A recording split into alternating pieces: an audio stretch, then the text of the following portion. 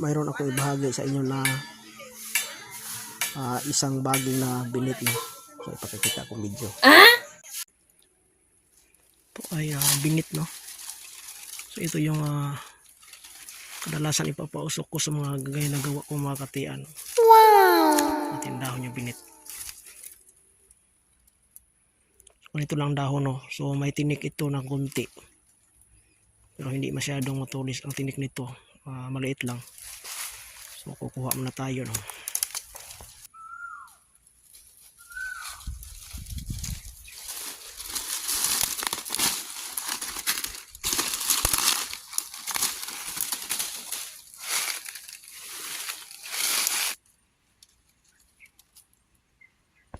So ito siya. Ang dahon maliit. Pero may tinik ito, maliit. Maliit ang tinik. Kita kayong ganitong baging na binit ay pwede ito sa papausok ng gagawin yung katiano.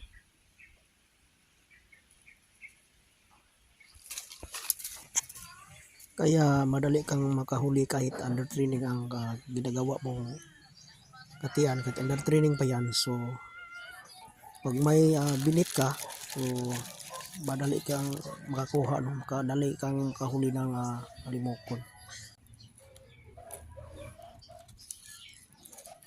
Nilagyan ko siya ng insenso no, yung insenso at saka kamangyan na inalo ko. Ito ang insenso. So para ihalo sa baging na binit. Ganito lang kadali pausukan mo lang. So kailangan mo lang pausukan. Pwede naman sa 6 na buwan. So pausukan mo ng kaisa lang. So pwede na yan. Hindi na kailangan na pausukan mo siya palagi. So ito no. So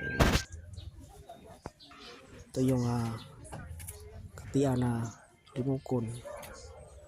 So ganito lang kung magpapausok. So hindi siya malakas, ilang mahina lang.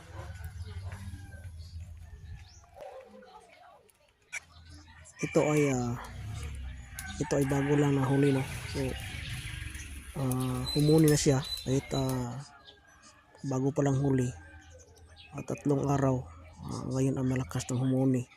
Kaya nilagay ko siya sa kulungan at ngayon pinausukan ko siya.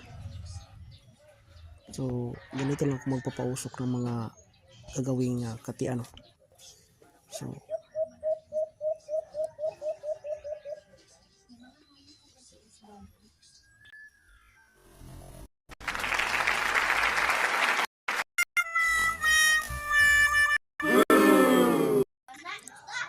yan.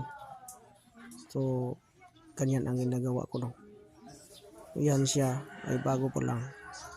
So nilagyan ko siya ng binit sa kanyang harapan. So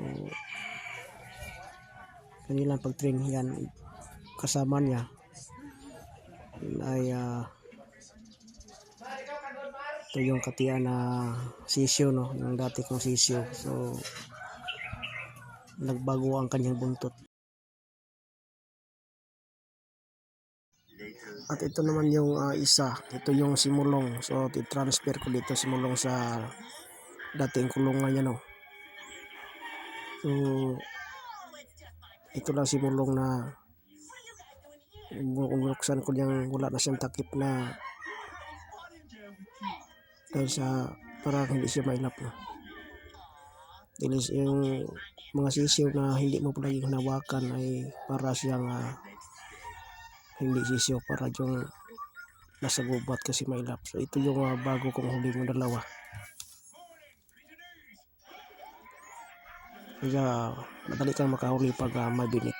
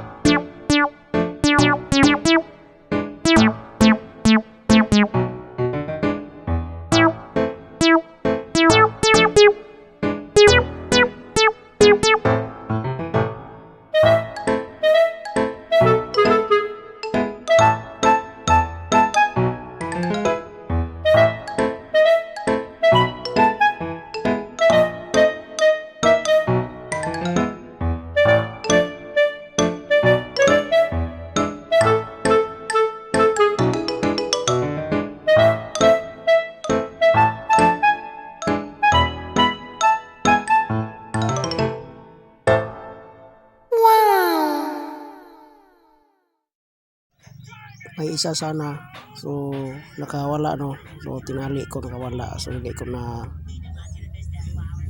lagay ng maayos yung sa paa niya, sayang no. So gagawin ko sana yung katyan kasi lasak yun,